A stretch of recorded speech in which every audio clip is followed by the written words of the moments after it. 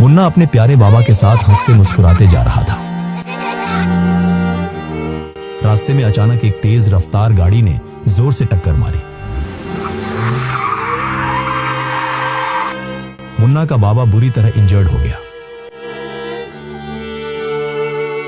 ताकतवर जालिमों ने उस पर बेरहमी से हाथ उठाया। बाबा को अस्पताल ले जाया गया, लेकिन वो जिंदा न रह सके। मुन्ना की पूरी दुनिया जैसे उजड़ गई। वो बहुत उदास हो गया। उसने इरादा किया कि वो अपने बाबा का बदला लेकर रहेगा। मुन्ना ने दिल से मेहनत की, पढ़ाई में पूरी जान लगा दी। वो एक काबिल और बाहिम्मत वकील बनकर उभरा। उसने कोर्ट में अपने बाबा का मुकदमा लड़ा। आखिरकार इंसाफ की जीत हुई।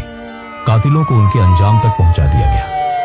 क्या आप मुन्ना की बाबा से मोहब्बत और जद्दोजहद को